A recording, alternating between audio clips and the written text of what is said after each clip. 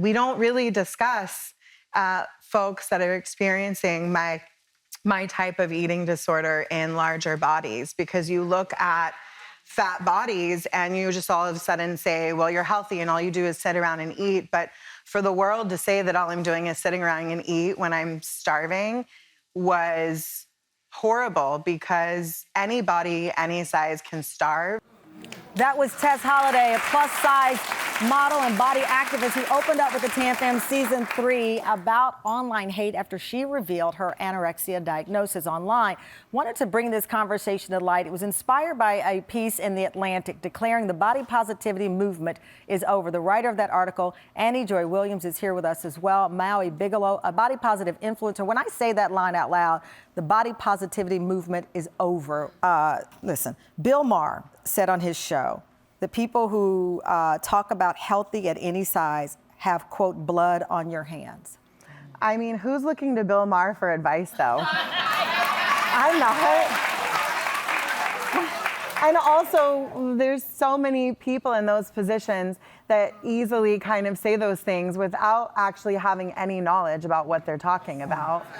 So I think for me, you mean to tell me that there's blood on my hands for encouraging folks to love themselves? It's never been about my size. The world's made it about my size. I haven't.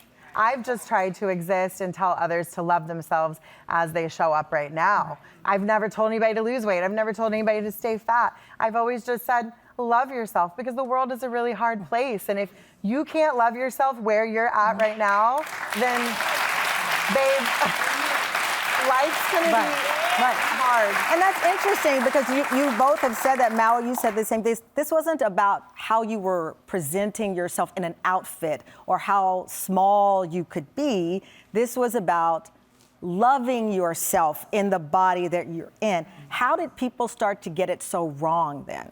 I don't understand it. Because some people saw it as advocacy of no matter what the scale says, you're fine, ignore, blood pressure, ignore any of the consequences that can come, not always, of course, but we know it can come from obesity, from weight gains, all of these things. I think that one thing that we have to understand about being body positive, it does not belong to the plus size community. Yep. And people don't have that conversation. I'm 48 years old. I'm going through menopause, my body is changing, all of that stuff. A lot of women are experiencing that. You are changing. We are all changing. And the idea of body positivity is to love yourself, like through those changes. So, I mean, it doesn't belong to just the plus size community. Annie Joy, I've watched celebrities like Meghan Trainor and Lizzo get attacked by their fans, much like Maui did. And people say, look, I thought you were so happy being that size, and now you're losing weight. Lizzo defends herself better than anybody could on this. Yeah. But you hear it. You hear people saying, you sold us out. Yeah, I think in my research for this article, that was one resounding theme, is a lot of people felt lied to, because, with the body positivity movement, it was awesome because we saw a lot of different sizes represented in the media for the first time ever. But with that, there was this hate that came to the surface, right? This fat phobia that came to the surface, and we saw it everywhere. I think for a lot of people, they put their expectations of others onto folks with larger bodies and expect us to perform and be a certain way. And just like Maui's experience as well, why does anyone get an opinion what she chooses to do with her body and her health? Is there a healthy balance to this conversation? Is there any version of this that society went too far in this, you can be any size and it's okay? I don't think society went too far. I think that some people took it the wrong way. I think that some people took it the wrong way. We were never saying, oh, go eat a sandwich, go eat a whole pizza, you know what I'm saying?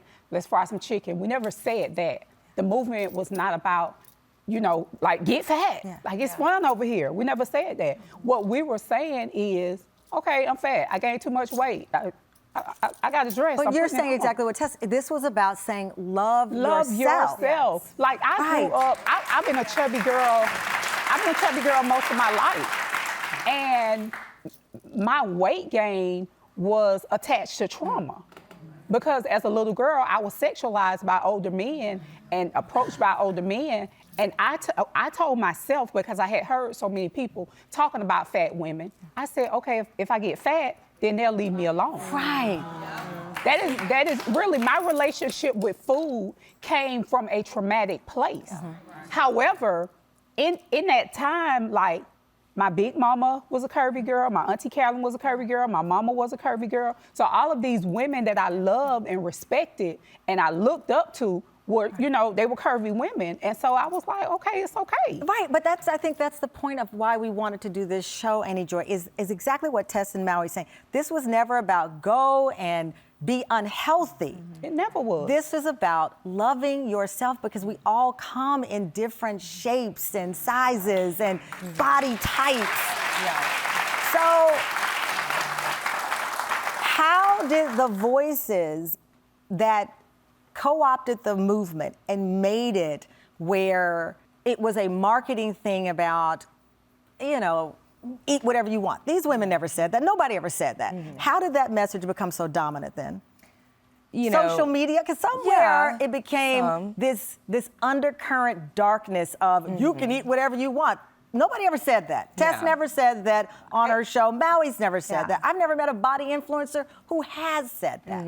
No, I haven't seen it either. So where did this come from? I feel like it was almost a hijacking of the narrative, right? Where we saw people say, you know, we hate that these women are loving themselves as they are. So I'm going to say it's about this. I'm going to say it's about unhealth. I'm going to say it's about, you know, like you just said, like telling people to eat a cheeseburger. Like no one ever said that. Yeah. But there were a lot of trolls, for lack of a better term, who wanted to take that narrative and saw a good, easy opportunity to steal it and project that to the world, you know? And how did Skinny Talk then take advantage of that? You know, I think it was that pendulum swing you were talking about. Like people saw this, you know, narrative that had been projected that it was, and then the fat phobia emerged, and it kind of like swung right past the point of health, where we had this like healthy conversation about what health looks like for each different body, all the way to back to the 90s tabloid culture of starve yourselves, be as small as possible. We're not worried about health. We're worried about like counting calories and Which, by the way, is unhealthy. Yeah. That's yeah, the thing that's so exactly. crazy. That's what's crazy. It's that the other side is promoting extreme skinniness. And so it's that just as unhealthy it's just as unhealthy. as extreme weight gain is. It's Right. just, it's worse. It's also frustrating because the amount of people that claim that they care about our perceived health as people in larger bodies, if you cared, then you would support us having access to things that we need. Healthcare. And like Maui with her struggles and mine with my disordered eating. And let's face it, I'm sure a lot of us have disordered eating that we're not even aware of because of the lack of access. So there's a much larger conversation that doesn't happen and prevents people like us from maybe not getting the help or knowledge that we need sooner, you know. Coming up, how Ozempic may have accelerated the backlash against body positivity. We'll be right back.